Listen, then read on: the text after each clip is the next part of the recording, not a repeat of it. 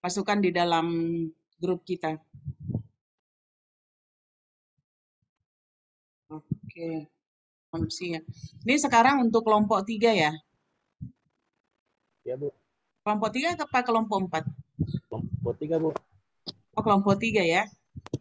Oke. Iya, kelompok 3. Jadi untuk ininya nanti, untuk kuliah tamunya sudah ada belum yang dihubungi?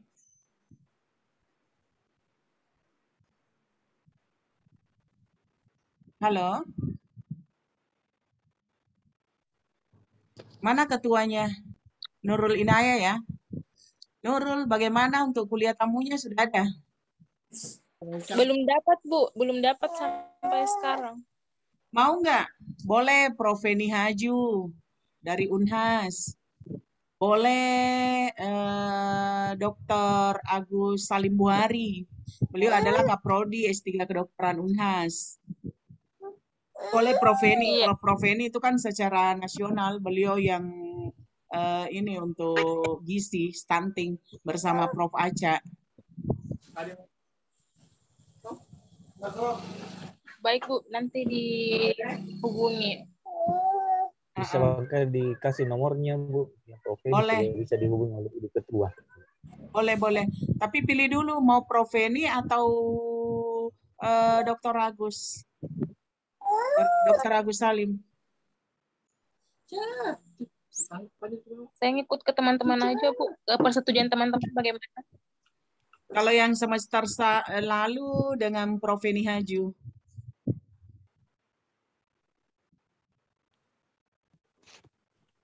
Beliau adalah guru besar di bidang gizi di Fakultas Kesehatan Masyarakat dan Kedokteran Unhas.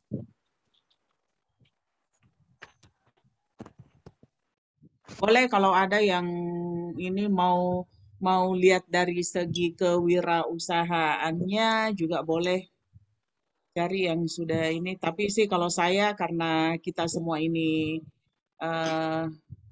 karena ini bukan semester, karena ini adalah pasca sarjana, ya bagusnya dari segi itu akademisinya juga.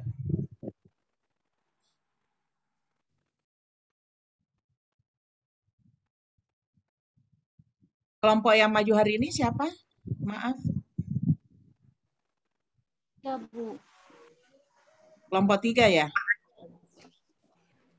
Kelompok 3 siapa? Kemarin sudah ada di-share bahannya.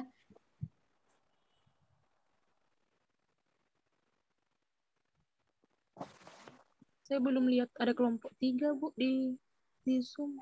Tesia. Ibu Tesia ada ya? Ada 3. Kelompok 3.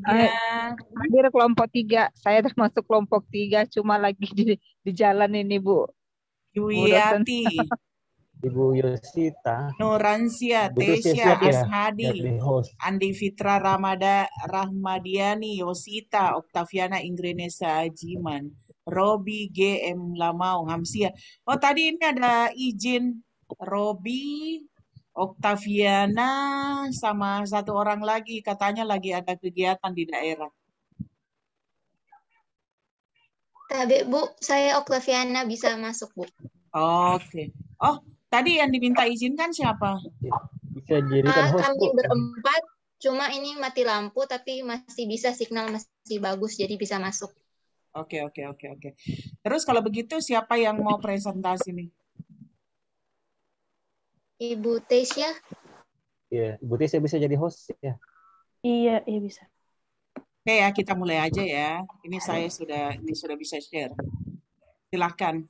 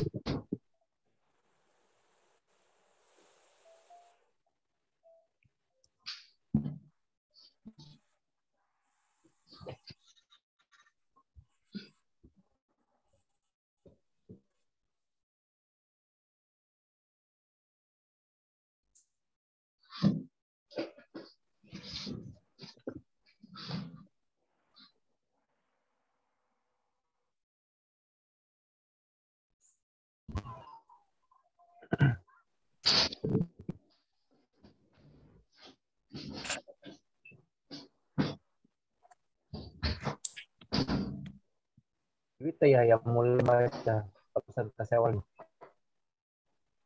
Ini siapa ya? Nggak ada moderator dari kelompok lain. Biasanya yang Kita mulai saja. Boleh, silahkan. Boleh. Kita duluan. Nurul boleh. Baik, Bu. Saya mulai. Bismillahirrahmanirrahim. Assalamualaikum warahmatullahi wabarakatuh. Waalaikumsalam warahmatullahi wabarakatuh. Baik, hari ini kita akan mendengarkan presentasi dari kelompok 3 yang berjudul penilaian status gizi, prinsip-prinsip penilaian status gizi dengan antropometri. Untuk mempersingkat waktu, saya persilakan untuk anggota kelompok 3 untuk memaparkan materinya.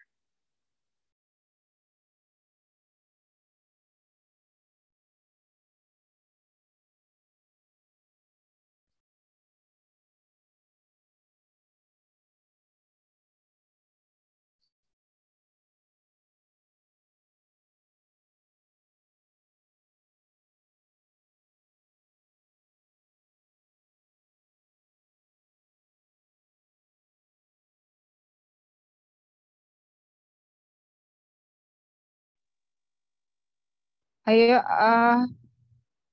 oke, mungkin saya bisa mewakili untuk membaca slide pertama. Baiklah.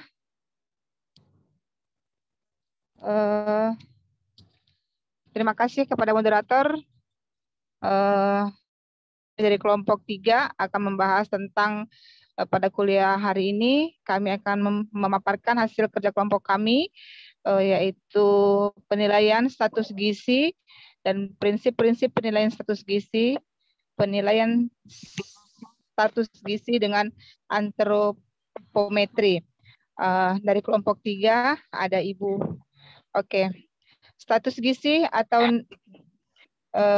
nutrition status adalah keadaan yang diakibatkan oleh keseimbangan antara asupan zat gizi dari makanan dan kebutuhan zat gizi oleh tubuh. Kita lihat bersama di sini indikator-indikator zat gizi masuk apabila kecil juga zat gizi yang diperlukan sangat besar, kemudian hasilnya status gizi yang dihasilkan adalah sangat kurang. Apabila zat gizinya yang masuk sedang, kemudian hasil gizi status gizi yang dihasilkan akan baik. Jadi ini gambaran jika apa yang zat gizi yang masuk dan gizi yang dihasilkan akan lebih baik lagi. Next, slide kedua. Mohon maaf, saya tidak konsen, ini saya di jalan. Metode penilaian status gizi ada langsung dan tidak langsung. Langsung dibagi menjadi beberapa item, yaitu secara klinis, antropometri, biofisik, biokimia. Dan secara tidak langsung dibagi menjadi 3, yaitu statik vital, ekologi, dan survei makanan. Next.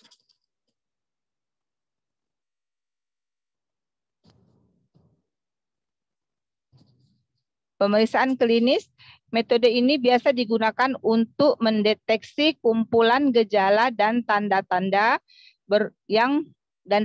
klinis yang berhubungan dengan kekurangan atau kelebihan gizi.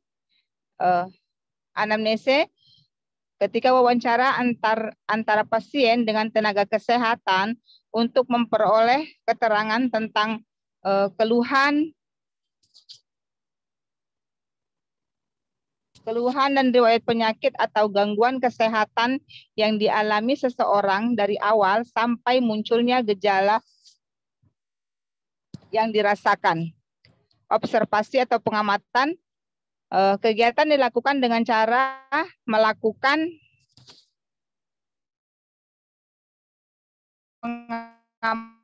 pengamatan pada bagian tubuh adanya gangguan kekurangan gizi.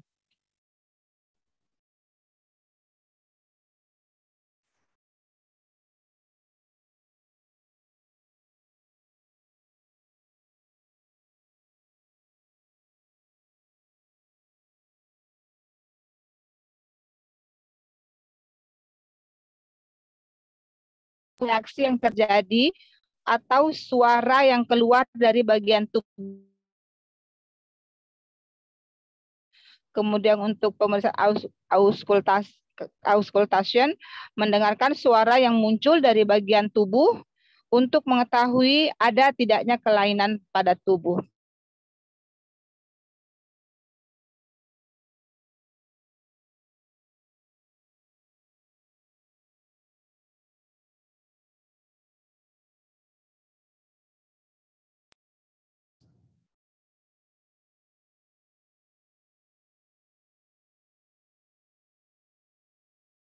Biokimiawi atau pemeriksaan laboratorium, uji biokimia adalah mengukur status gizi dengan menggunakan peralatan laboratorium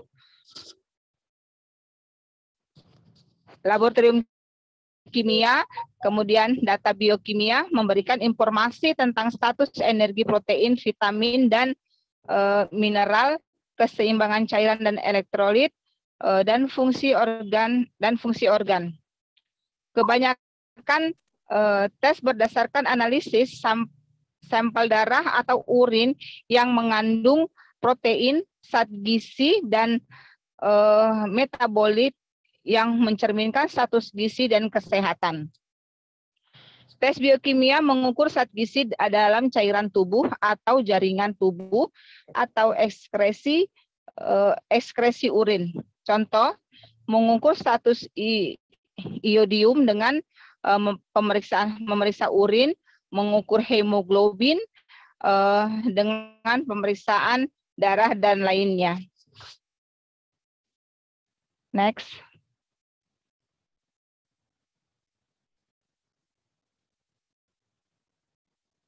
Biofisika yaitu metode penilaian status gizi yang cara kerjanya melihat kemampuan fungsi, khususnya jaringan, dan melihat perubahan struktur jaringan. Contohnya tes penglihatan mata, buta senja sebagai gambaran kekurangan vitamin A atau kekurangan zinc.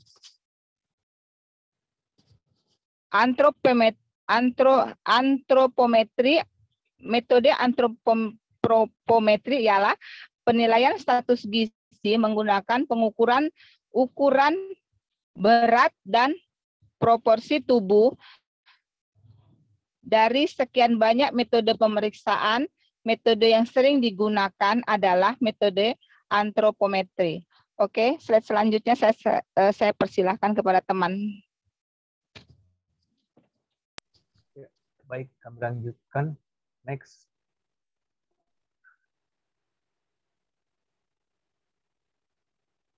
Bu Kesia, next.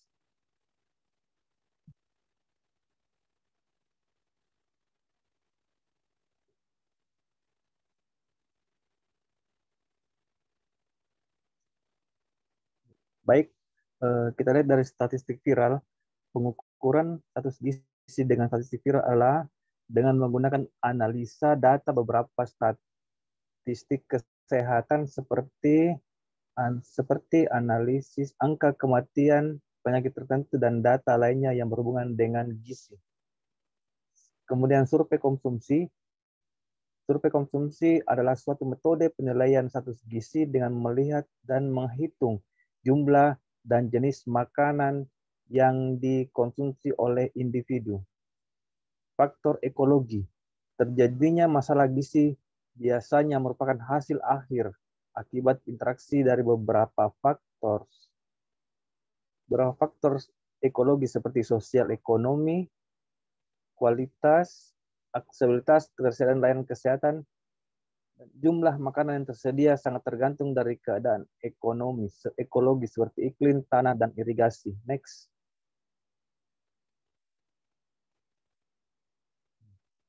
Faktor-faktor yang perlu dipertimbangkan dalam pemilihan metode penilaian status gizi. Tujuan mempengaruhi jenis metode yang digunakan. Apabila yang ingin dilihat oleh peneliti adalah fisik dan kasat mata, maka dipakai metode klinis dan antropometri. Contoh, untuk meneliti hubungan antara berat badan dan jumlah makanan yang dikonsumsi, makan metode penelitian status gizi langsung yang dipakai adalah antropometri, dan untuk melihat jumlah makanan yang dikonsumsi menggunakan metode survei konsumsi makanan tingkat individu. 2. Unit sampel yang diukur. Unit sampel yang diukur mengandung makna jumlah sampel yang akan dijadikan subjek penelitian. Metode yang paling murah adalah antropometri, sehingga cocok untuk sampel dalam jumlah banyak, ratusan atau ribuan. Lain halnya apabila unit sampel dalam jumlah sedikit, metode biokimia cocok untuk digunakan. 3. Jenis informasi yang dibutuhkan. Jenis informasi yang ingin diperoleh menentukan metode yang akan dipilih, karena setiap metode akan memberikan informasi yang berbeda. Misalkan, ingin melihat status gizi berdasarkan berat badan, tinggi badan, serta umur. Metode yang tepat adalah antropometri. Sedangkan apabila informasi yang diinginkan adalah kadar hemoglobin atau hasil pemeriksaan dari spesimen darah lainnya, sebaiknya menggunakan metode biokimia. Next. Faktor-faktor yang perlu dipertimbangkan dalam pemilihan metode penilaian status gizi. 4. Tingkat reliabilitas dan akurasi yang dibutuhkan. Setiap metode memiliki reliabilitas yang berbeda-beda. Misalkan untuk penelitian penyakit gondok dengan grade-nya. Penelitian ini membutuhkan tenaga medis dan paramedis yang terlatih dan terampil dan memiliki pengalaman yang cukup di bidangnya. Dengan kata lain, tidak semua orang bisa melakukan penelitian grade penyakit gondok, karena walau sama-sama memiliki penglihatan yang normal, tidak semua orang memiliki persepsi yang sama terhadap suatu hal berbeda dan metode biokimia. Metode ini memiliki tingkat realitas dan akurasi yang sangat tinggi dibandingkan metode yang lain, asalkan ada tenaga, sarana, dan biaya. 5. Tersedia fasilitas dan peralatan. Berbagai jenis fasilitas dan peralatan yang dibutuhkan dalam penilaian status gizi. Beberapa fasilitas yang mudah didapat dan ada yang sulit diperoleh, sedangkan fasilitas dan peralatan antropometri relatif mudah didapat dibandingkan biokimia. 6. Ketersediaan tenaga harus memenuhi kriteria jumlah dan mutu sesuai dengan tujuan penilaian status gizi atau pengambilan data. Misalnya, biokimia membutuhkan seorang analisis, metode klinis membutuhkan seorang dokter, sedangkan metode antropometri tidak membutuhkan tenaga khusus. Siapapun bisa menjadi pengambil data antropometri asalkan terlatih menggunakan alat-alat antropometri. Next.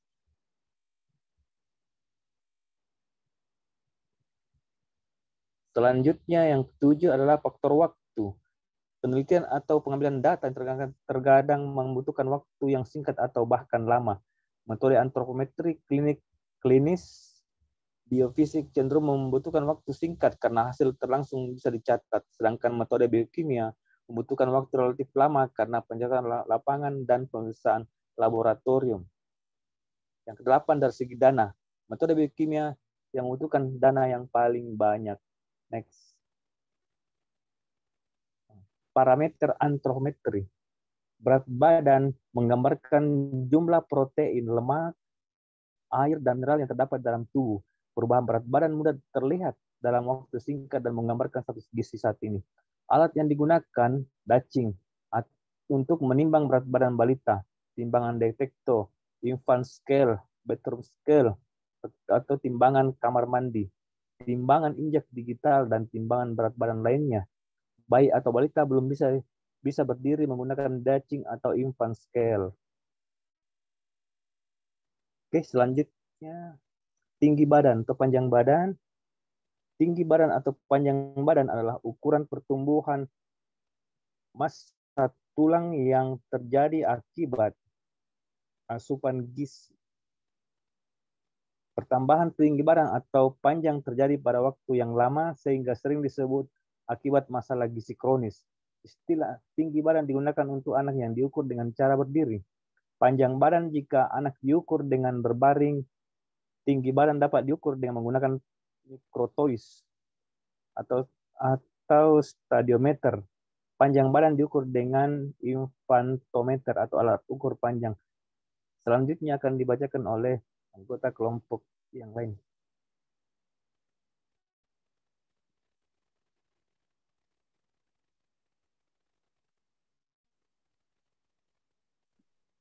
Baiklah, selanjutnya adalah pengukuran lingkar kepala. Lingkar kepala dapat digunakan sebagai pengukuran ukuran pertumbuhan lingkar kepala dan pertumbuhan otak, walaupun tidak sepenuhnya berkorelasi dengan volume otak. Kemudian, pengukuran lingkar kepala merupakan predikator terbaik dalam melihat perkembangan syaraf anak dan pertumbuhan global otak dan struktur internal. Kemudian pengukuran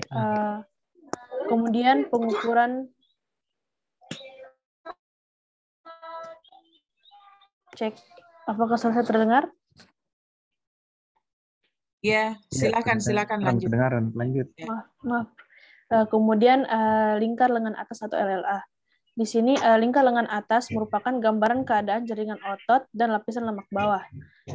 Di sini Lila mencerminkan tumbuh kembang jaringan lemak dan otot yang tidak berpengaruh oleh cairan tubuh. Ukuran Lila atau LLA digunakan untuk screening kekurangan energi kronis yang digunakan untuk mendeteksi ibu hamil dengan risiko melahirkan BBLR atau berat bayi lahir rendah. Kemudian pengukuran LLA ditujukan untuk mengetahui apakah ibu hamil atau wanita usia subur menderita kurang energi kronis. Kemudian ambang batas Lila.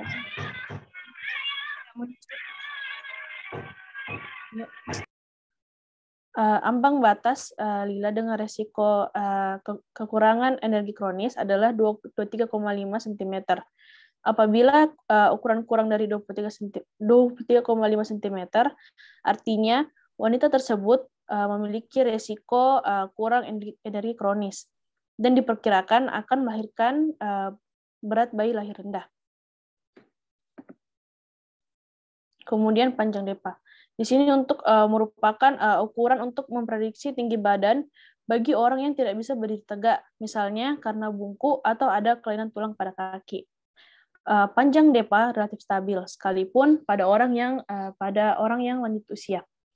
Kemudian resiko lingkar pinggang dan panggul. Di sini lingkar pinggang menunjukkan simpanan lemak. Tingginya kandungan lemak di sekitar perut menggambarkan resiko kegemukan. Ukuran lingkar pinggang akan mudah berubah tergantung dari banyaknya kandungan lemak dalam tubuh. Sebaliknya, ukuran panggul pada orang sehat relatif stabil.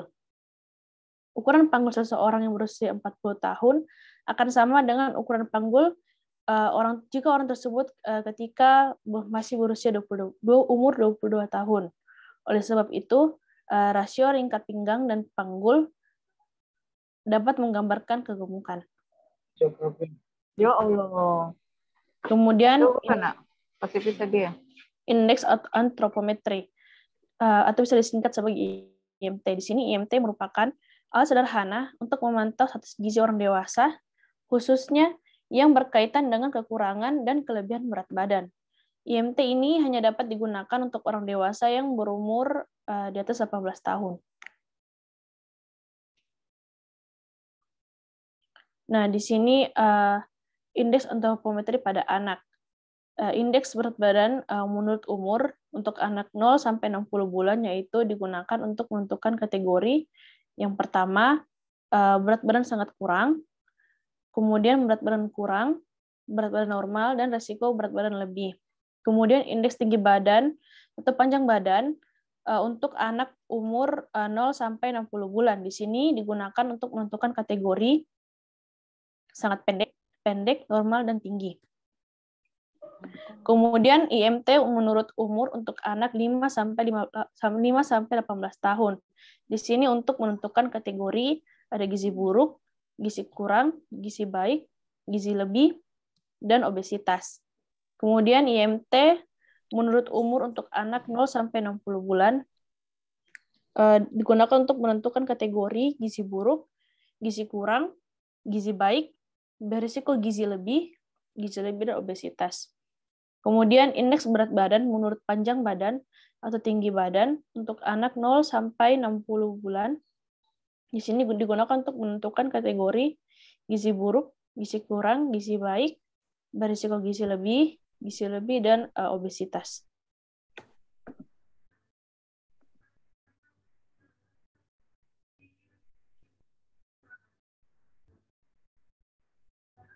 Ini tadi yang sudah saya jelaskan.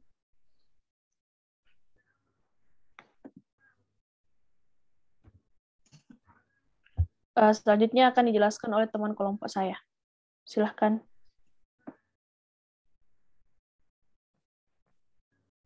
Baik, selanjutnya, nah dalam slide berikutnya akan ditampilkan berupa 16 tabel, tabel standar antropometri penilaian status gizi anak sesuai dengan Permenkes nomor 02 tahun 2020. Next.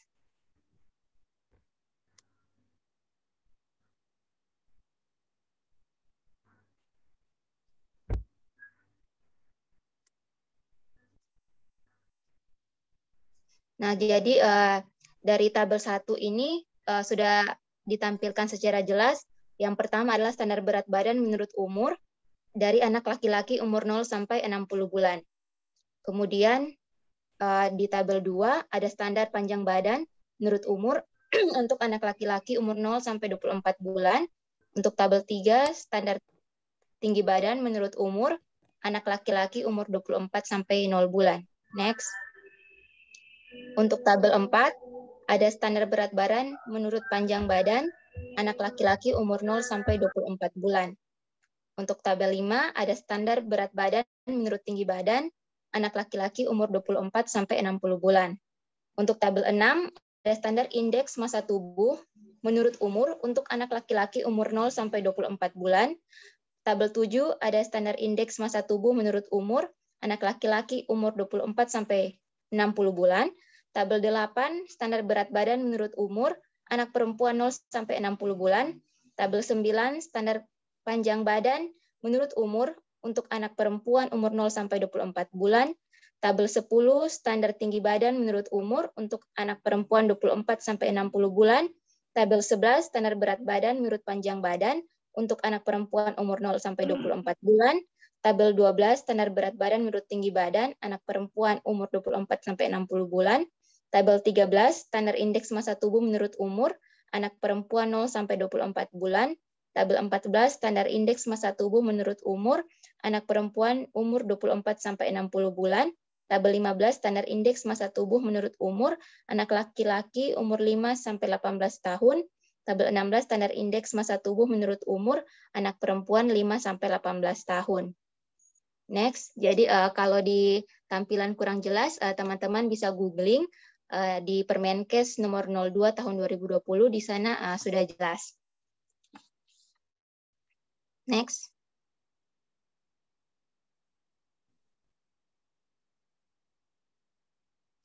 Untuk contoh soal, Ibu Hamsia bisa?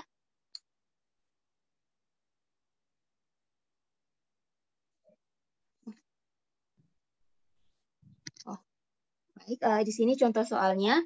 Setelah saya lanjutkan, tapi teman-teman ini jaringan saya bermasalah. Jika saya terlempar keluar, silakan teman-teman.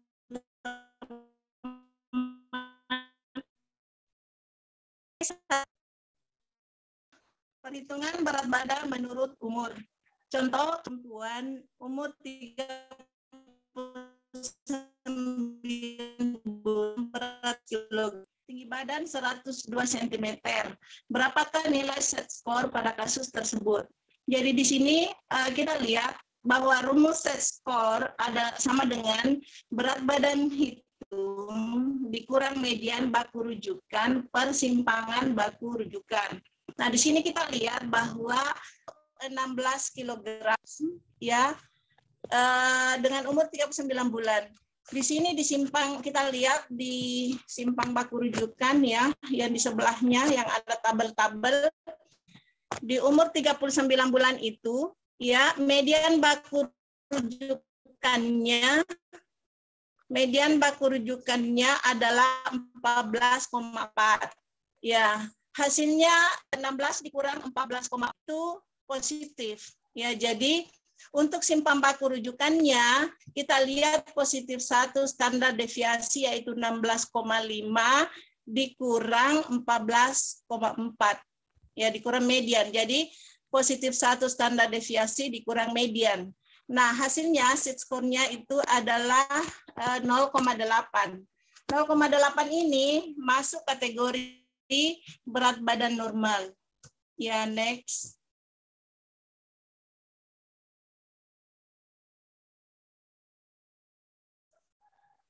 Kita lanjut. Ya, kita lanjut di perhitungan tinggi badan per umur.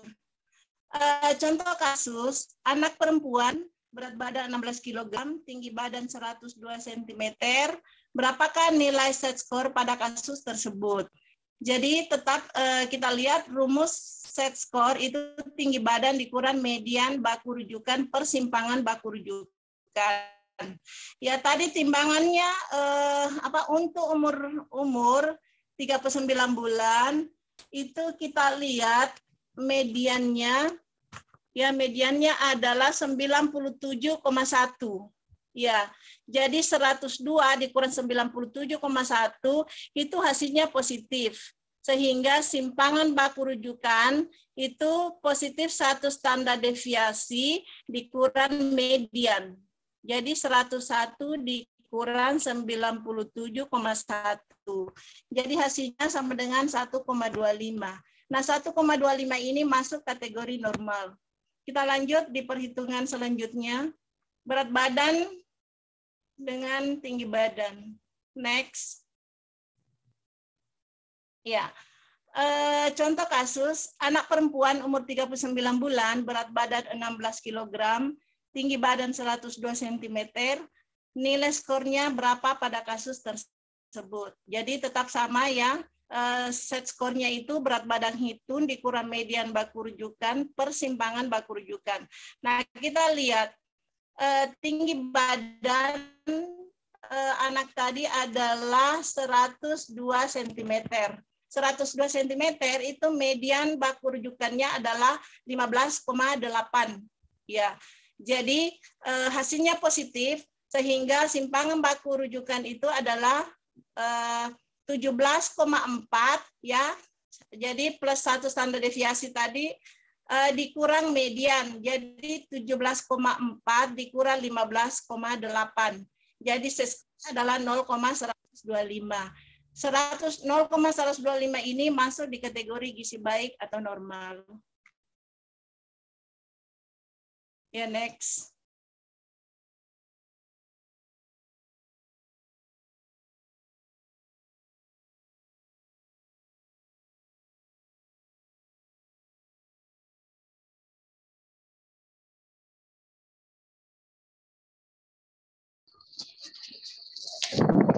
Baiklah.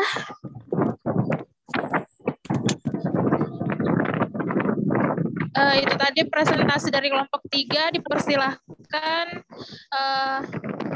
untuk teman-teman yang ingin bertanya. Ya, Pak Marino, Dinda. Iya, silakan Pak, silakan. Ya, bisa diperlihatkan kembali tentang metode penelitian status gizi secara langsung dan tidak langsung, Dinda?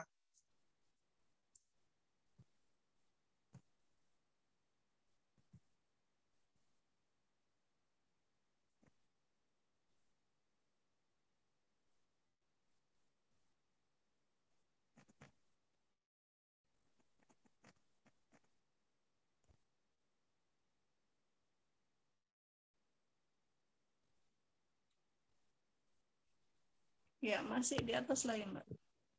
Ya. Ya, baik-baik ini. Jadi, baik Dinda, saya mohon izin, saya ini sangat asing sekali kaitannya dengan gizi, ya karena memang profesi saya berbeda. Di sini saya lihat metode penilaian status gizi ada 2 macam, ada 2 metode, yaitu metode langsung dan metode tidak langsung. Untuk metode langsungnya juga tidak jelas di bawahnya, saya tidak bisa melihat. Begitu juga dengan tidak langsungnya. Barangkali dari pihak penyaji bisa menjelaskan tiap-tiap poin ini bagaimana caranya untuk mendapatkan penilaian gizi tersebut. Ya, jadi saya ulangi, Dinda, saya tidak jelas ini di HP saya ini, baik langsung maupun tidak langsung, tetapi bagaimanakah teknik untuk mendapatkan atau menilai status gizi baik secara langsung maupun secara tidak langsung. Tiap-tiap item ini dijelaskan, Dinda. Terima kasih, Dinda. Baik, untuk dua penanya selanjutnya dipersilahkan.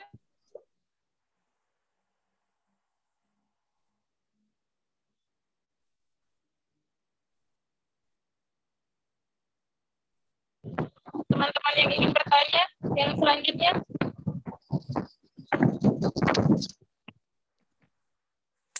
Dikemukakan pertanyaan.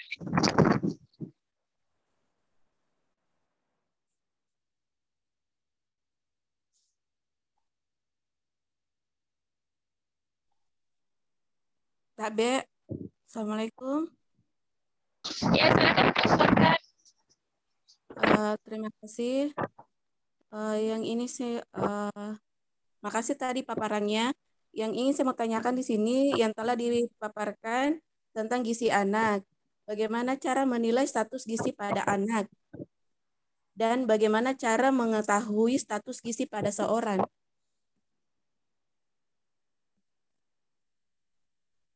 Makasih.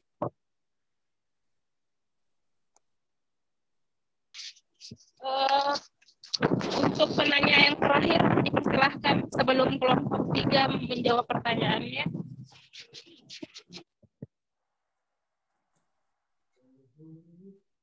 Izin mau bertanya. Ya, silakan Ibu. Ya, makasih. Tadi dijelaskan tentang parameter antropometri yang paling sering digunakan dalam pengukuran penilaian status gizi. Yang ingin saya tanyakan di sini, bisa dijelaskan apa kelebihan dan kekurangan?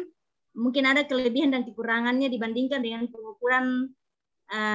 pengukuran yang lainnya dari parameter antropometri. Dan kedua, masalah KEK pada ibu hamil. Dikatakan tadi bahwa untuk ibu hamil mengalami KEK akan mengakibatkan lahirnya anak BBLR. Mungkin ada trik-triknya untuk mencegah terjadinya seperti itu kalau ibu hamil mengalami KEK. Terima kasih.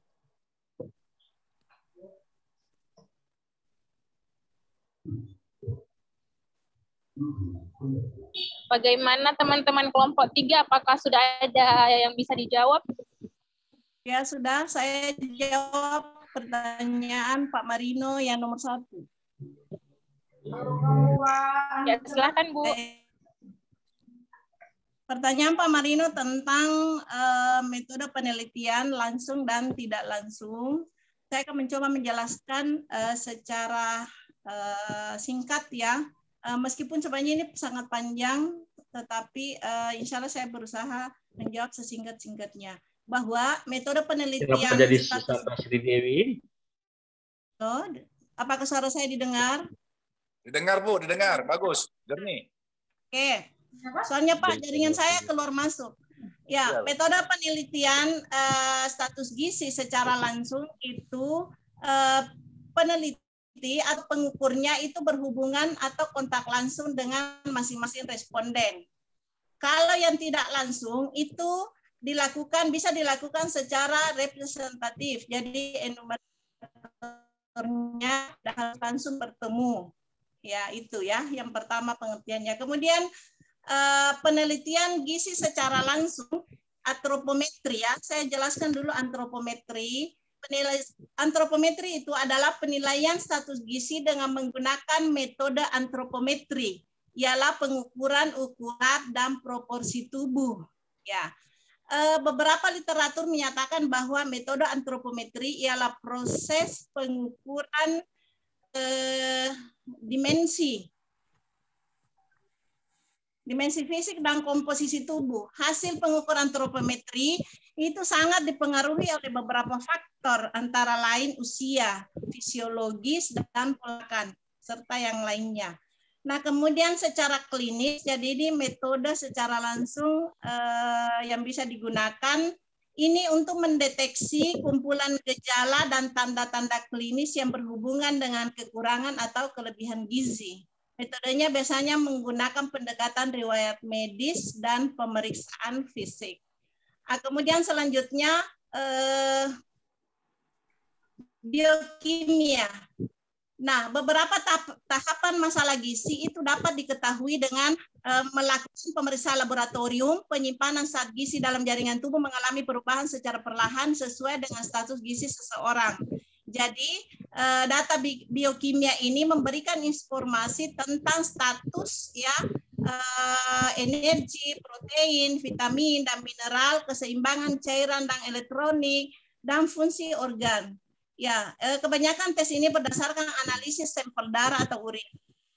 Nah, kemudian selanjutnya biofisik. Biofisik ini merupakan metode penilaian yang cara kerjanya melihat kemampuan fungsi khususnya jaringan dan melihat perubahan struktur jaringan. Ya, tes fungsi fisik merupakan kelanjutan dari tes biokimia atau tes fisik. Contohnya Pak, seperti tes penglihatan mata atau buta senja. Ya. Nah, kemudian itu tadi ya. Jadi saya lanjut ke metode penilaian gizi secara tidak langsung. Yang pertama adalah survei konsumsi. Ya, metode penilaian ini adalah dengan melihat dan menghitung jumlah dan jenis makanan yang dikonsumsi oleh individu. Apa tujuannya? Adalah untuk mengetahui kebiasaan makan dan gambaran tingkat kecukupan makanan dan zat gizi pada tingkat kelompok, ataukah orang, ataukah rumah tangga. Nah, kemudian yang kedua, statistik vital. Ini pengukuran status gizi dengan menganalisa data beberapa statistik kesehatan seperti angka kematian akibat penyakit tertentu. Kemudian yang ketiga, faktor ekologi. Ya, faktor ekologi merupakan hasil akhir akibat interaksi dari berbagai faktor ekologi seperti sosial ekonomi, ya, kualitas aksesibilitas tersedia layanan kesehatan. Sangat penting untuk membuat diagnosis ekologi untuk mengidentifikasi faktor mana yang mempengaruhi status gizi masyarakat. Ya, saya kira itu penjelasan singkatnya, Pak. Semoga bisa dimengerti. Terima kasih, Bu. Terima kasih. Terima kasih.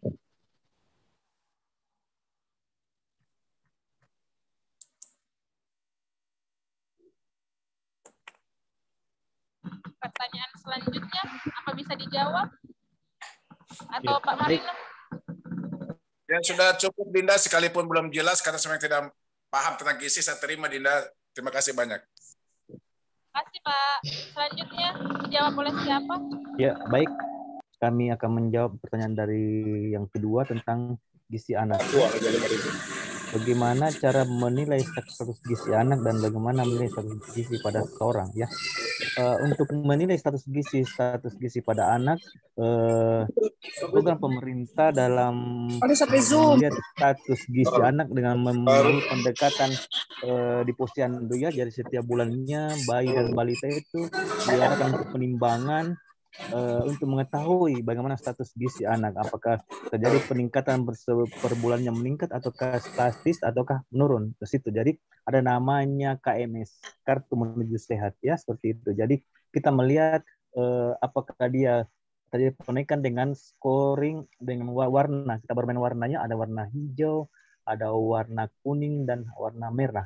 Nah, ketika dia menunjukkan warna merah berarti otomatis berat badannya dalam keadaan masih normal.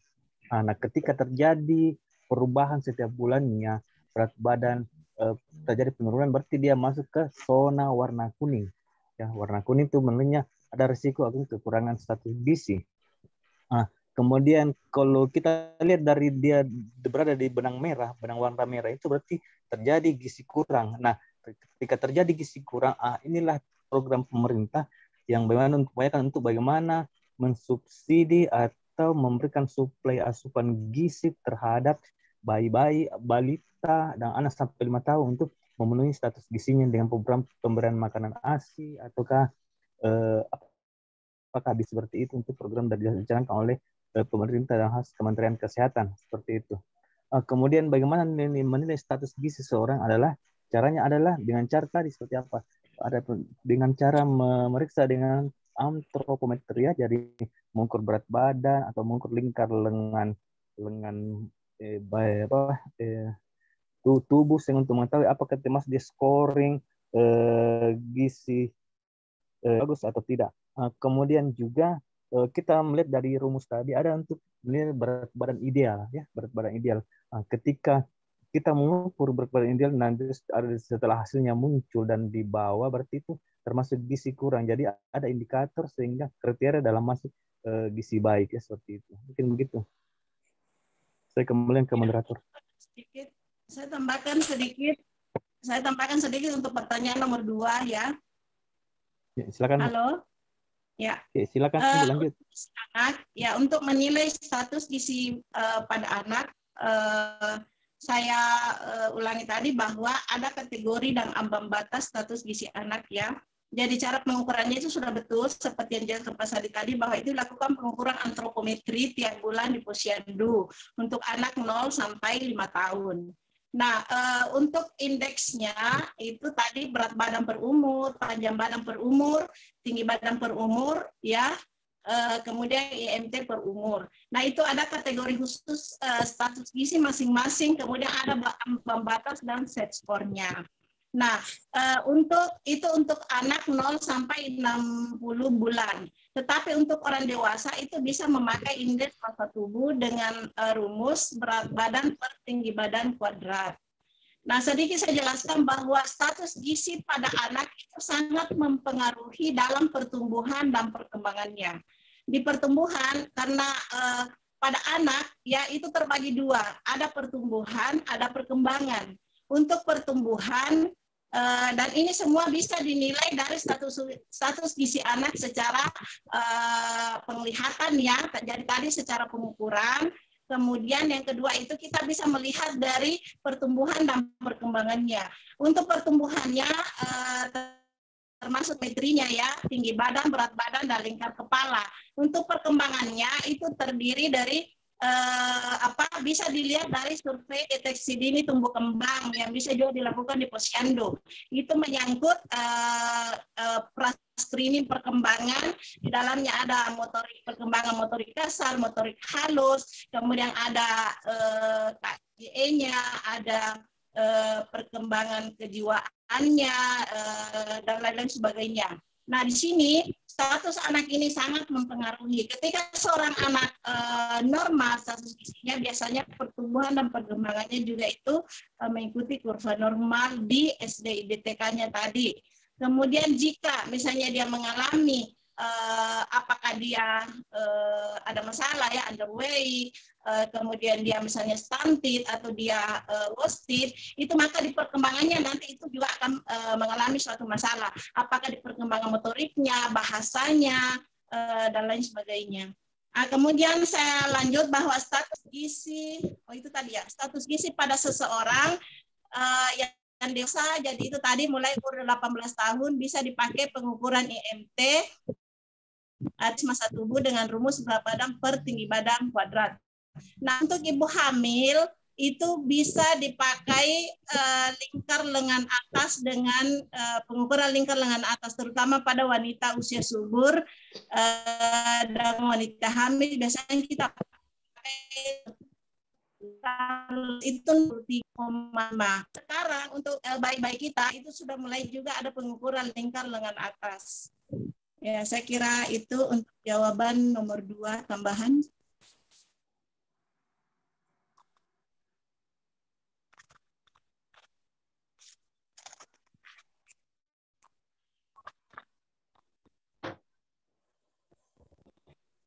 Baik, mungkin Mas dari penanya apakah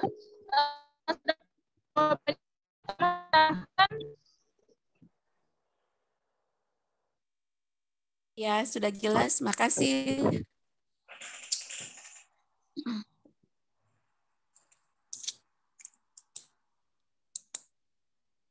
Makasih Bu Ulfa, sudah jelas pesannya. Ya, mungkin masih ada yang mau bertanya, bisa 1-2 pertanyaan mungkin ya. Saya Bu Ulfa.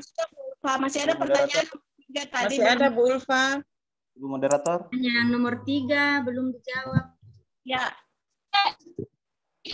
Ibu Ulfa. Satu pertanyaan juga sambil menunggu 3 ditambah 1 pertanyaan lagi ya. Saya Ibu Ulfa. Moderator. Masih? Ya, silakan Bu. Siapa yang mau bertanya? Siapa yang Pak Arvin atau Ibu? Jawab dulu. Silakan, model. Jawab dulu nomor. Ya, Ulfa di unmute aja mikrofonnya, nggak usah ditutup, nggak kedengaran. Nomor pertanyaan nomor. Dituntaskan dulu nomor. Pertanyaannya nomor. Ulfa. Bu Ulfa, ada masalah? Iya, silakan dijawab dulu Bu pertanyaan nomor 3. Ya. Baik. Ya, baik. Saya akan menjawab, atau ada teman yang mau menjawab ya? Saya Bu, saya Juwita. Ya, oke.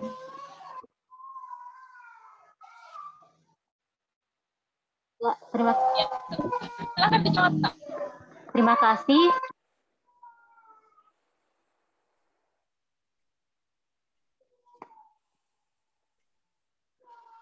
Terima kasih. Saya akan mencoba menjawab pertanyaan nomor 3 terkait dengan trik-trik untuk ibu hamil yang mengalami KEK. Bisa kedengaran? Kedengaran Bu, lanjut. Kedengaran. Ya, lanjutkan Ibu Juwita. Dengan ya. Saya mengambil contoh di lapangan kerja saya. Yang pertama itu menganjurkan kepada ibu hamil untuk mengkonsumsi makanan-makanan bergizi. Tapi dikarenakan di sini kehidupan, tepatnya di Kabupaten Asmat, kehidupan di sini sangat jauh dari kata sejahtera. Jadi sehingga kemarin-kemarin kan sering terjadi banyak yang KEK dan mengakibatkan pada bayinya balita mengalami stunting tahun 2017. Jadi dari kejadian itu Bupati mendirikan programnya pemberian makan untuk 1000 HPK, di mana untuk mencegah ibu hamil yang KEK dan menurunkan angka stunting. Dan program tersebut berjalan dengan baik dan programnya itu dimulai dari berlangsung dari tahun 2018 dan pemberian makan 1000 HPK itu dimulai dari hari Senin sampai dengan Jumat.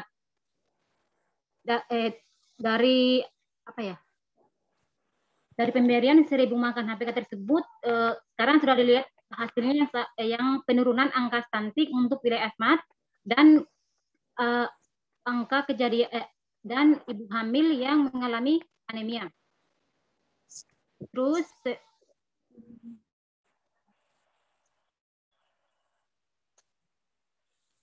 tapi yang untuk di puskesmas kami sendiri itu mengalami mengalami hambatan dikarenakan kebanyakan ibu hamil, ibu menyusui dan yang mempunyai bayi di bawah 2 tahun 1 minggu datang makan di puskesmas, minggu berikutnya tidak datang lagi dikarenakan mereka masuk bevak atau masuk hutan. Jadi kami kesulitannya hanya di situ saja. Tapi kalau untuk perubahan dari yang pemberian makan itu sendiri sudah untuk saat ini sih sudah bagus. Itu salah satu untuk di tempat saya untuk kiat-kiat supaya ibu tidak mengalami KEK. Mungkin ada yang bisa ditambahkan dari teman yang lain? Saya tambahkan ya. Saya tambahkan untuk pertanyaan nomor 3. Halo? Dengar suara saya? Iya, silakan Bu, silakan. Saya tambahkan pertanyaan nomor 3 bahwa saya lanjut tadi. Ada pertanyaan pertama yang belum terjawab ya, bahwa parameter antropometri itu kelebihan dan kekurangannya. Ya, kelebihan dari pengukuran antropometri tentu kita bisa dengan melakukan pengukuran antropometri kita bisa menentukan kategori status gizi seorang anak. Ya, karena menentukan kategori status gizi seorang anak itu tidaklah mudah. Karena kita harus menentukan indeksnya, ya. Apakah bisa dengan indeks ini, apakah berat badan menurut umur, panjang badan menurut umur, atau berat badan menurut umur. Dari situ kita bisa menentukan kategori gizinya dengan melihat ambang batas dan set score tadi. Nah, misalnya contoh, kalau kita ingin mengetahui apakah berat badan anak kurang, ya sangat kurang, normal, atau malah itu dengan indeks berat badan dibagi, ya. Kemudian kekurangannya adalah di dalam pengukuran antropometri itu banyak yang bisa terjadi loss. Misalnya pengukurnya itu atau yang yang melakukan pengukuran antropometri itu harus betul-betul orang yang terlatih. Kenapa demikian? Karena pengukuran antropometri itu adalah dia memakai pengukuran seperti tinggi badan, itu memakai sentimeter, ya, berat badan memakai kilogram. Jika sedikit saja bergeser, ya, misalnya pengukur hanya seorang diri, kemudian yang diukur itu adalah bayi yang banyak bergerak, ya, itu bisa saja pengukurannya tidak valid, ya, sehingga betul-betul kalau biasanya kami sarankan kader atau petugas kesehatan di posyandu itu kalau mau melakukan pengukuran antropometri seperti tinggi badan atau panjang badan bagi anak yang di bawah umur 24 bulan dengan cara berbaring itu harus 2 orang. Ya, karena kalau sendiri biasanya kalau anak bergerak, ya, terlalu aktif, maka hasil pengukuran itu tidak valid. Nah, selanjutnya saya tambahkan tadi bahwa KEK itu seorang ibu hamil dengan KEK bisa melahirkan anak berat badan lahir rendah. Ini sangat betul sekali bahwa seorang ibu yang KEK itu menentukan status gizi dari anak yang dilahirkan. Biasanya anak yang lahir dengan berat bayi kemungkinan besar juga ibunya itu dalam keadaan KEK sewaktu hamil. Tetapi meski demikian itu tidak selamanya. Biasanya hal-hal yang seharusnya dianjurkan pada ibu hamil KEK itu selain tadi makanan bernutrisi itu sudah pasti, ya, sudah pasti itu adalah intervensi yang biasa kita lakukan adalah pemberian makanan tambahan, baik itu dari bantuan dari pemerintah maupun dari pemerintah setempat. Nah, yang kita harapkan adalah pemberian makanan tambahan pada ibu hamil ini memakai PMT lokal, ya, sehingga ibu hamil itu ketika menikmati cita rasanya itu tidak terhambat, karena terkadang kita memberikan makanan tambahan pada ibu hamil itu tidak suka rasanya. Itu yang pertama. Kemudian yang kedua, meskipun kita sudah berikan makanan bernutrisi, kita harus edukasi ibunya cara berperilaku hidup sehat. Terkadang banyak ibu hamil tidak berperilaku hidup sehat sehingga mempengaruhi daripada nutrisi atau asupan nutrisi yang masuk di dalam tubuhnya. Kemudian kesiapan ibu hamil itu untuk hamil. Nah, ini lebih masalah psikologis. Banyak ibu-ibu hamil dia KEK, ternyata ketika kita analisa lebih lanjut, dia KEK karena dia tidak peduli dengan keadaan dirinya, dengan keadaan nutrisi yang masuk di dalam tubuhnya, itu karena dia tidak siap hamil. Jadi ini seorang petugas betul-betul bisa melihat ke situ. Kemudian yang selanjutnya adalah istirahat seorang ibu hamil. Meskipun kita intervensi dengan makanan nutrisi, makanan bergizi, dan lain sebagainya, tetapi jika tidak diimbangi dengan istirahat, maka ibu itu susah keluar dari status KEK. Ya, saya kira itu. Kemudian asupan gizi bagi ibu hamil KEK ini memang sangat mempengaruhi lahirnya bayi berat lahir rendah. Kenapa? Karena asupan gizi yang masuk di dalam tubuh ibu itulah yang akan ditransfer ke anaknya melalui tali pusat, melalui plasenta ibu yang akan diberikan langsung kepada anaknya. Sehingga ketika nutrisi terganggu, ya, dia seorang yang KEK kurang energi kronis, maka tentu asupan nutrisi pada anak juga akan terganggu melalui uteroplasenta.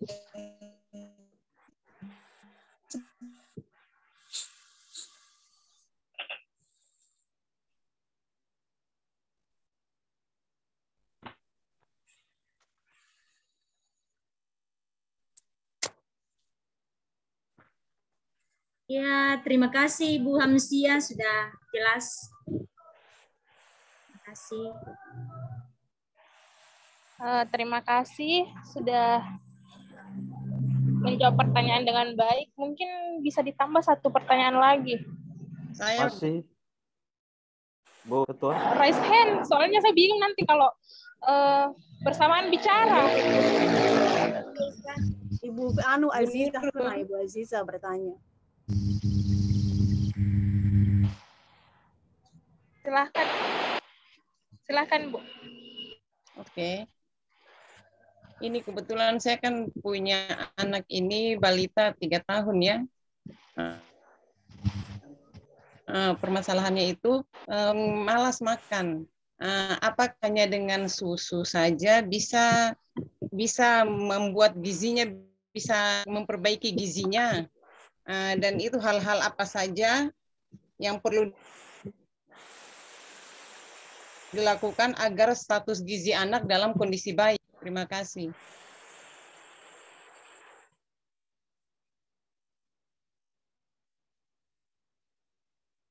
Silahkan jawab. Ya, baik. Kami akan mencoba menjawab dari pertanyaan dari tadi tentang apakah susu bisa susu saja bisa untuk menyelamatkan berat badan ya. Itu. Jadi kami mengambil pengalaman dengan keluarga kami bahwa anak kami juga pernah mengalami seperti itu dengan berat badan yang coba dari kurangnya selesai karena kurangnya nafsu makan ada kehidupan sehari-hari. Jadi kami pernah berkonsultasi dengan tim dokter bahwa beliau menganjurkan susu yang tinggi tinggi kalori ya seperti Pediasure. Jadi Pediasure itu bisa sebagai menambahkan nutrisi dan asumsinya. Jadi susu tersebut mengandung kayak karbohidrat yang bisa sebagai pengganti nasi sehingga bisa menaikkan berat badan dari anak tersebut. Nah, kenyataannya setelah kami mensuplai dengan anak saya seperti itu, alhamdulillah dari juga peningkatan berat badan dan tapi tetap juga dengan suplai dengan nutrisi dengan makanan-makanan seperti sesuai dengan kebutuhannya seperti itu. Mungkin ada yang bisa tambahkan.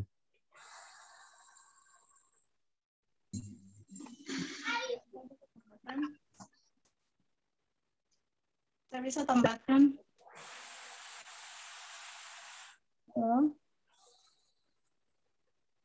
Saya bisa tambahkan ya. Ya, silakan Bu. Silakan, Bu. Jadi tadi masalahnya balita 3 tahun malas makan, hanya mau minum susu. Apakah dengan minum susu gizinya itu bisa terpenuhi? Ya, biasanya memang pada umur 3 tahun ya anak itu sudah cenderung susah diatur. Ya, ketika dia hanya meminum susu itu betul-betul susah untuk diajak makan. Ya, satu hal yang perlu kita sadari sebagai orang tua bahwa seorang anak itu jangan disamakan dengan kita sebagai orang tua. Misalnya, anggap kita makan itu harus teratur 3 kali sehari, makan pagi, siang, dan malam. Biasanya itu kita menerapkan pada anak. Ya. Saya kira saya bukan ahli gizi ya, mungkin di sini ada dokter ahli gizi, tetapi saya pernah membaca literatur bahwa untuk anak, untuk pola makan yang teratur seperti kita harus terapkan 3 kali sehari itu tidak perlu. Yang perlu adalah bagaimana kita memperlihatkan kualitas makanan anak itu bukan kuantitasnya. Artinya begini, meskipun dia makan hanya 2 kali sehari misalnya, atau 1 kali sehari, tetapi dia makan itu makanannya berkualitas, ya cukup, maka itu sudah dianggap memenuhi nutrisi anak. Itu yang pertama. Kemudian yang kedua, pada umur 3 tahun biasanya memang anak-anak lebih suka kepada cemilan. Nah, sebagai orang tua, terutama ibu, ini yang harus kita lakukan upaya bagaimana menghindarkan anak dari terlalu banyak memakan camilan yang berlebihan. Ya, salah satunya caranya adalah dengan mengalihkan perhatian anak. Ketika anak sudah banyak kelihatan sudah mengkonsumsi camilan, mulai mengkonsumsi camilan, itu sebagai seorang ibu atau orang tua itu sudah harus mulai mengalihkan perhatiannya. Apakah dengan mengajaknya bermain, mengajak jalan-jalan, atau mengalihkan perhatian dengan cara yang lain. Itu yang kedua. Kemudian yang ketiga, itu lebih kita perhatikan ke psikologis anak. Ya, terkadang seorang anak menganggap bahwa dengan memakan camilan atau minum susu itu sudah cukup baginya. Nah, kita mungkin bisa memberikan pelajaran edukasi ya, mungkin melalui audio, mungkin melalui buku-buku bergambar dan lain sebagainya, cerita, dongeng, ya tentang bagaimana seorang anak yang harus makan dengan makanan yang bergizi. Kemudian yang terakhir yang harus kita perhatikan bahwa susu itu hanya mengandung sebagian daripada kebutuhan yang dibutuhkan oleh anak.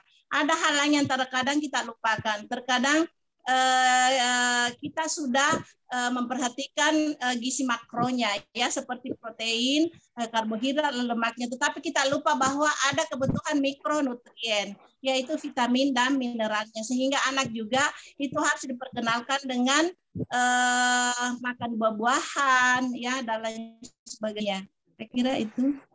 Terima kasih.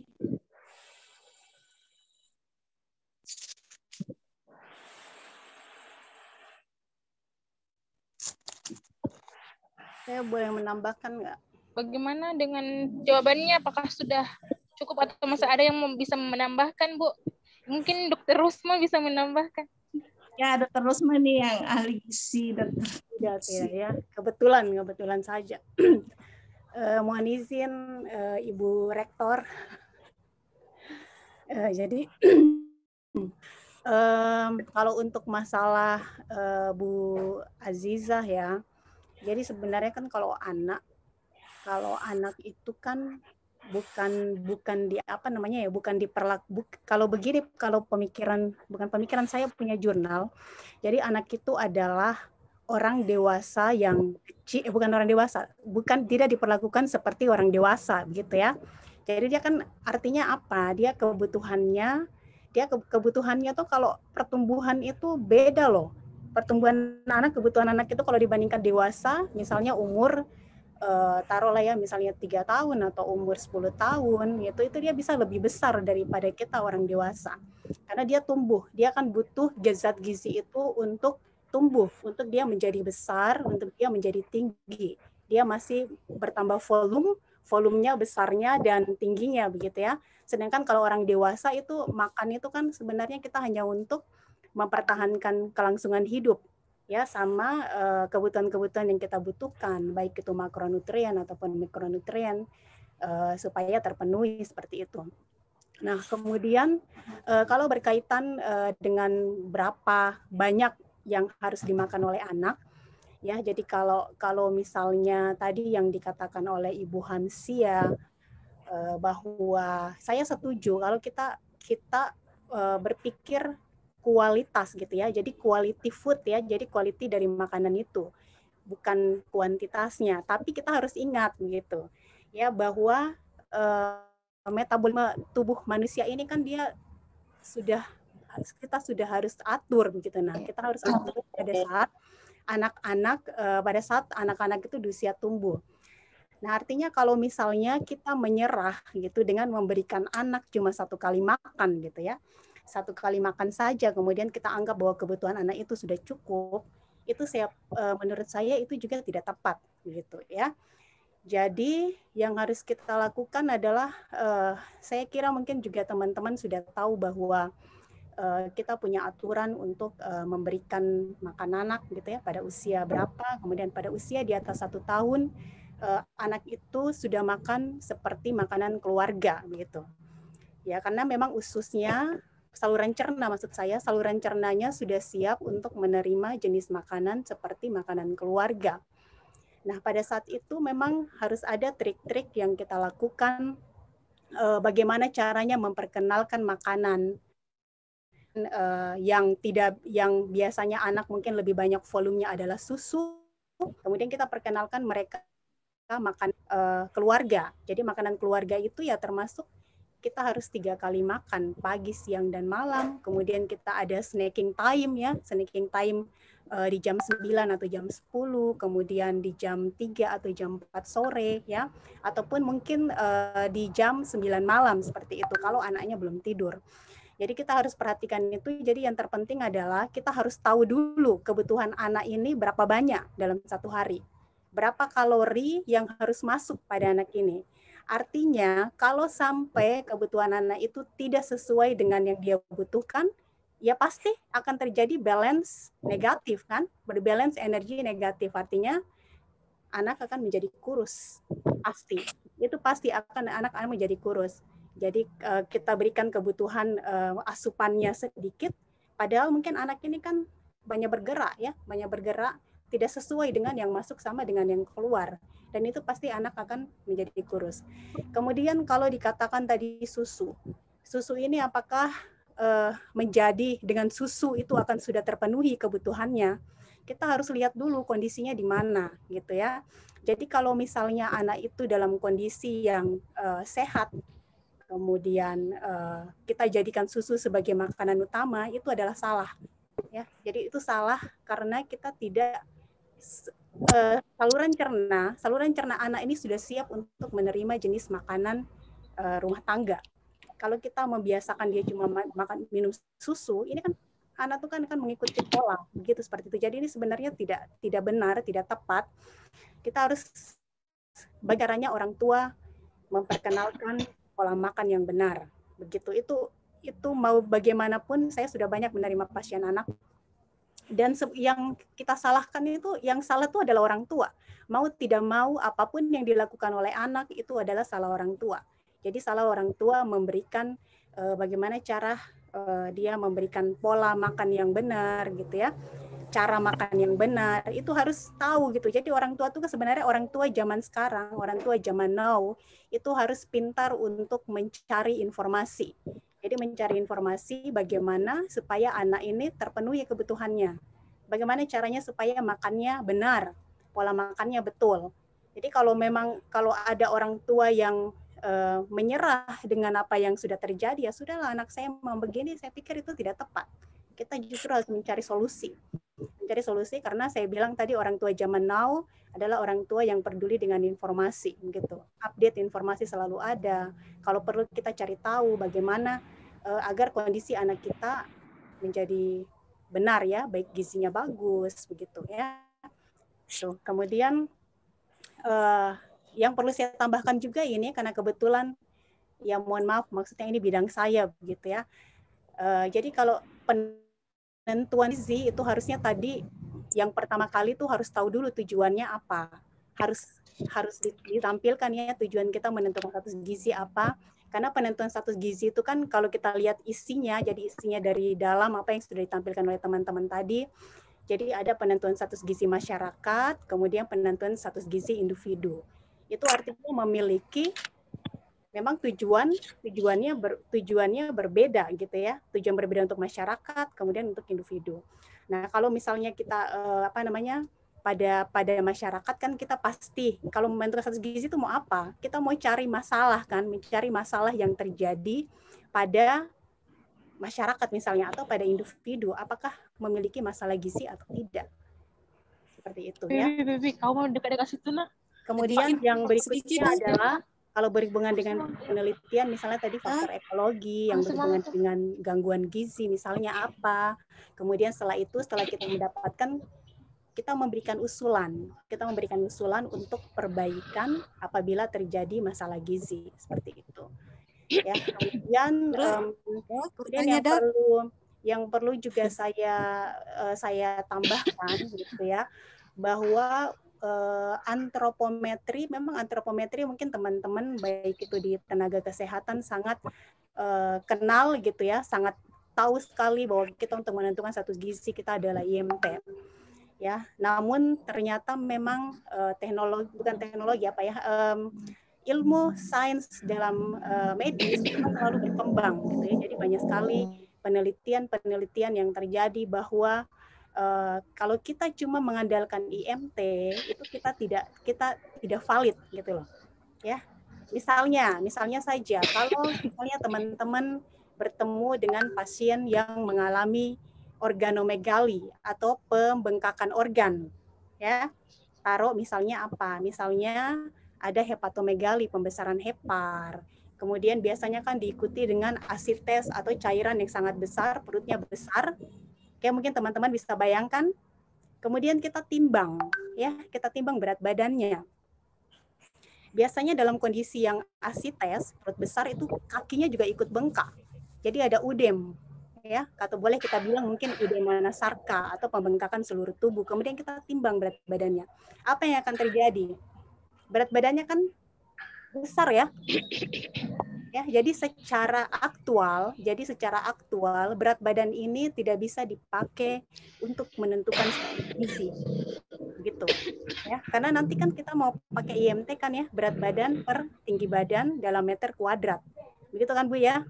Nah, itu tidak bisa. Jadi pada kondisi-kondisi di mana terjadi kondisi khusus ya, terjadi pembengkakan organ, kemudian udema anasarka, kita tidak bisa menggunakan berat badan aktual. Yang perlu kita lakukan adalah kita harus koreksi. Kita melakukan berat badan koreksi.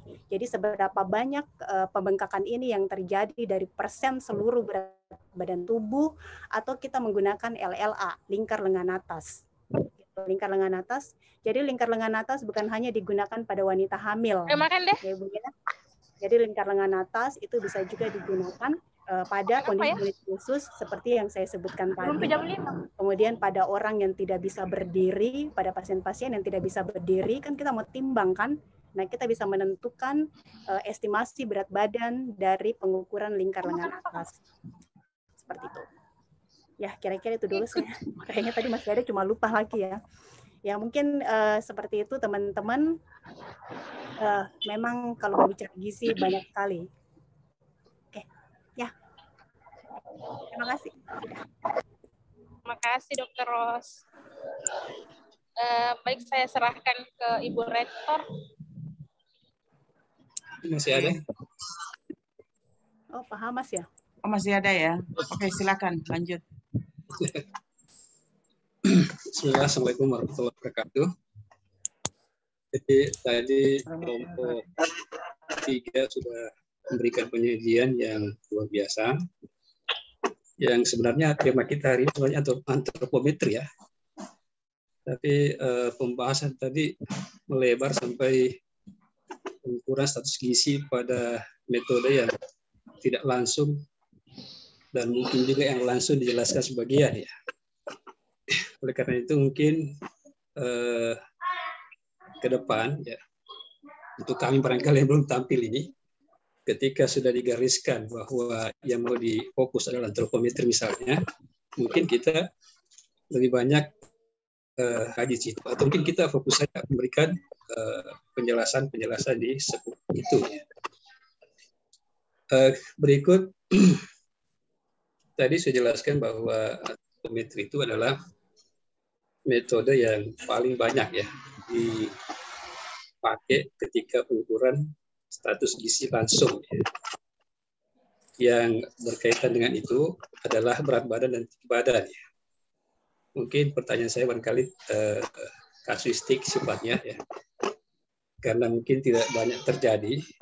Bagaimana dengan orang yang mengalami kelainan tulang belakang ya?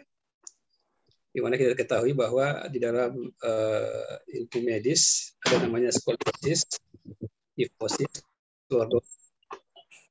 Intinya ketiga-tiganya kelainan ini semua memberikan pengurangan tinggi badan dari yang seharusnya. Kalau tadi Rosma sudah menyinggung tentang hepatomegali ya, ada pembengkakan, ada asites, udem, anasarka dan sebagainya yang juga mempengaruhi dari sisi berat badan. Kalau saya mungkin dari sisi tinggi badan kaitannya dengan kelainan tulang belakang. Secara teknis kira-kira seperti apa ya kita menentukan IMT-nya. Terima kasih.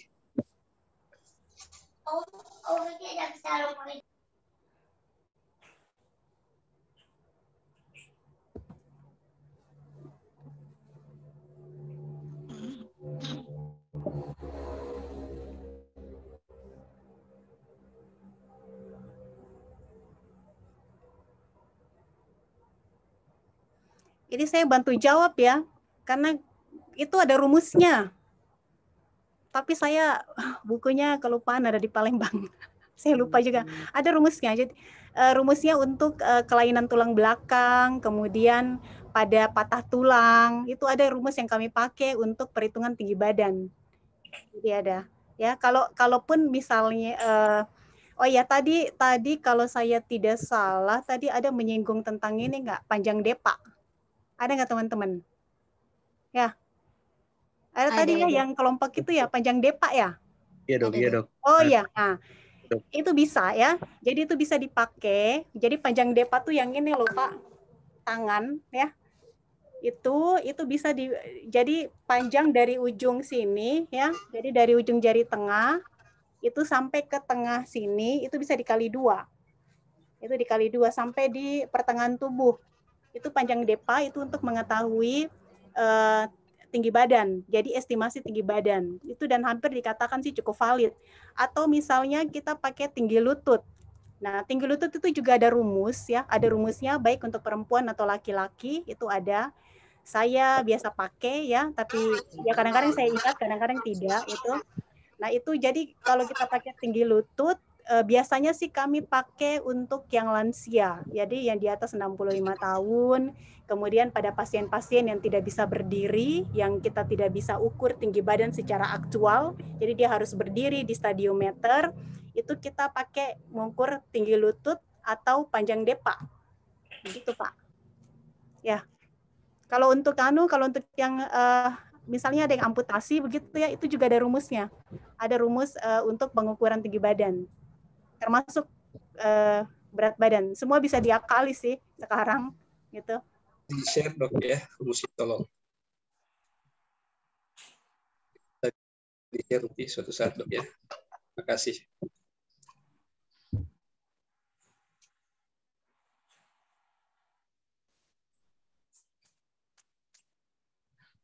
Moderatornya mana?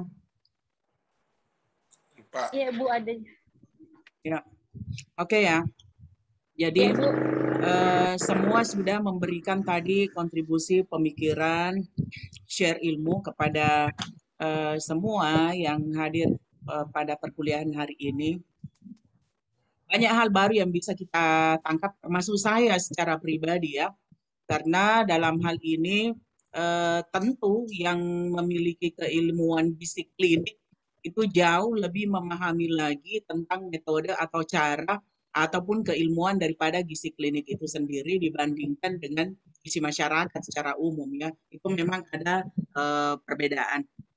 Nah, dari beberapa pertanyaan yang ada, ini tidak terlepas dari arah pemerintah sekarang ini bagaimana cara memberantas ataupun kalau bisa menghilangkan yang stunting itu. Tentu dari awal memang saya sudah menyampaikan bahwa untuk pencegahan, untuk pengobatan tentu memang tidak mudah dan dibutuhkan pemikiran, sumbangsi, pemikiran dan tindakan dari berbagai organisasi ataupun elemen masyarakat yang ada sehingga memang merupakan suatu kerja secara bersama-sama yang bisa dilakukan di dalam mengatasi kasus-kasus stunting yang ada. Nah, dalam hal ini sebagai sarjana kesehatan masyarakat dan secara khusus lagi sudah berpredikat S2, tentu pemahaman kita di dalam memahami, di dalam mencermati dasar-dasar daripada stunting ini memang harus jauh lebih dibandingkan kalau misalnya tingkat keilmuan kita masih di tingkatan sarjana ataupun akademi pada umumnya. Nah, berdasarkan hal ini, memang dari uraian yang ada dari pertemuan awal sampai dengan hari ini, kita memang banyak diarahkan untuk bergeser ke klinik sedikit saya lihat seperti itu. Kenapa demikian? Karena mungkin kebanyakan yang hadir di sini ataupun yang secara keilmuan dasarnya untuk masuk di pasca ini banyak yang berbasic medis sehingga konotasi di dalam mengimplementasikan suatu tugas itu arah-arahnya ke medis. Itu menurut saya. Tapi anyway, itu tidak ada masalah buat kita di dalam mencermati setiap masalah-masalah yang diangkat setiap minggunya untuk dipresentasikan dan dibahas secara bersama-sama. Hal ini bisa membuka wawasan kita secara nyata bagaimana sebenarnya di dalam melaksanakan tugas ataupun memberikan sumbangsi pemikiran, dan syukur-syukur kalau memang kita terlibat di dalam melakukan penanganan dalam pencegahan stunting yang sekarang menjadi isu atau tren daripada pemerintah di dalam pelaksanaan kegiatan yang sekarang difokuskan kepada BKKBN yang mengambil alih, jadi bukan di kesehatan yang mengambil alih. Nah, dari pertanyaan-pertanyaan yang ada sangat kompleks dan memang sangat banyak, dan tentu ini akan lebih berkembang lagi minggu-minggu depannya, bagaimana pemahaman kita, bagaimana memberikan suatu solusi terhadap masalah-masalah gizi yang terjadi. Jadi memang pembagiannya ada dua, ada kalau kita berbicara bagaimana pengukuran secara langsung dan bagaimana pengukuran secara tidak langsung. Dan secara langsung itu sudah dibahas secara kompleks, baik dari kelompok maupun kepada peserta ataupun teman-teman yang memberikan sumbangsi pemikiran berdasarkan referensi yang sudah dibaca ataupun keilmuan dasar yang sudah dimiliki. Nah, kenapa ada yang tidak langsung juga? Tentu ini hanya akan memberikan gambaran tingkat keadaan gizi yang terjadi berdasarkan analisa-analisa terhadap kasus-kasus yang sudah terjadi di tengah masyarakat. Itu sebenarnya intinya. Sehingga ada gambaran-gambaran yang bisa diperoleh bahwa tingkat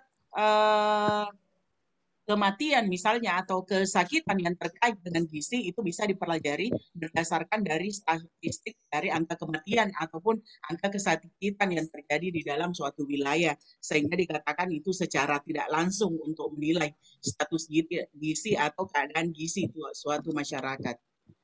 Nah, kembali lagi saya mengatakan bahwa ilmunya memang harus lebih, oleh karena itu karena ini beragam tingkat keilmuan atau dasar daripada kita yang hadir pada forum ini, maka ada tugas berikutnya yang akan saya berikan berdasarkan pemaparan pada kelompok hari ini yang akan kita unggah atau kita akan upload kembali di dalam SPADA Universitas Indonesia Timur. Nah, ini saya sudah menuliskan tadi bahwa kita akan menghitung status gizi dengan menggunakan set score ya. Ini adalah yang umum dan memang yang ini yang dipakai di dalam menentukan status gizi sesuai dengan Permenkes tahun 2020. Maka setiap mahasiswa yang ada pada mata kuliah ini itu akan menghitung perhitungan berat badan menurut umur set score-nya, kemudian perhitungan tinggi badan menurut umur, selanjutnya perhitungan berat badan per tinggi badan. Jadi ada 3 tugasnya. Siapakah yang akan diukur itu? Boleh mengambil sampel kepada anak masing-masing atau anak tetangga. Itu boleh bagi yang belum memiliki anak umur 0 sampai dengan 60 bulan ya, atau sampai dengan 5 tahun. Jadi itu tugas untuk hari ini yang bisa saya sampaikan. Saya tidak menambahkan lebih banyak lagi masukan daripada materi-materi yang sudah dijelaskan. Itu tadi sudah kompleks luar biasa, sudah betul-betul bagus dijelaskan dari kelompok dan memberikan pemahaman yang sangat mudah untuk kita pahami secara bersama-sama. Ini apresiasi terutama sama Ibu Hamsia ya. Ini Bu Hamsia sebenarnya latar belakangnya dari mana sih gizi ya? Saya bidan, tapi saya Kesga Gizi, Bu. Saya kepala sesi Kesga Gizi. Oke, itu luar biasa. Kalau dokter Rosma sih nggak perlu ditanya, Ibu inilah tadi ya, iyalah orang memang sudah dokter di bagian gizi ya, sehingga memang tentu kontribusi pemikiran yang diberikan kepada kita pada saat ini memang sangat luar biasa menurut saya. Dan saya secara pribadi ini banyak lagi mendapatkan pengetahuan baru dari apa yang sudah disampaikan tadi. Dan jujur saja memang ada yang masih belum saya baca juga secara mendalam seperti yang sudah diuraikan dari pembahasan kelompok pada hari ini. Dan saya sangat mengapresiasi, ini sepertinya setiap minggu saya hanya boleh juga sih sebenarnya bertindak hanya sebagai moderator saja, karena semua kasus ataupun tugas kelompok itu sudah dimaknai dan sudah dipaparkan secara sangat bagus oleh kelompok dan para audiens yang hadir pada hari ini. Oke, saya kira untuk pertemuan kita pada hari ini kita cukupkan. Mohon dicermati tadi tentang tugas kelompok, namun saya belum menulis ya di Spada. Nanti setelah saya tulis, besok aja setelah saya tulis, nanti diberikan waktu 2 hari untuk menghitung masing-masing. Jadi contohnya itu boleh ngambil pada anak masing-masing. Kalau yang belum punya anak, boleh juga sama anak tetangga ataupun keluarga sendiri. Itu silakan aja. 0 sampai dengan 60 bulan. Itu akan memberikan gambaran atau akan memberikan pemahaman kepada kita. Oh, seperti ini yang namanya tinggi badan per umur, per berat badan, dan sebagainya. Seperti yang sudah saya sampaikan tadi. Jadi ada 3 ya kategori yang akan kita buat nantinya. Yang dimasukkan ke dalam Spada Universitas Indonesia Timur pada mata kuliah gizi dan kesehatan lingkungan. Oke, terima kasih saya ucapkan kepada seluruh mahasiswa yang hadir pada hari ini yang sangat luar biasa jalan daripada diskusi yang telah kita laksanakan. Oke ya, demikian billahi taufiq wal hidayah. Wassalamualaikum warahmatullahi wabarakatuh. Waalaikumsalam warahmatullahi wabarakatuh. Insya Allah ya minggu depan pada hari Rabu kembali, mudah-mudahan tidak ada gangguan lagi insya Allah. Oke, terima kasih kepada semua yang sudah memberikan sumbangsi pemikiran. Mohon izin ya, saya tutup Zoom-nya untuk hari ini. Assalamualaikum. Waalaikumsalam.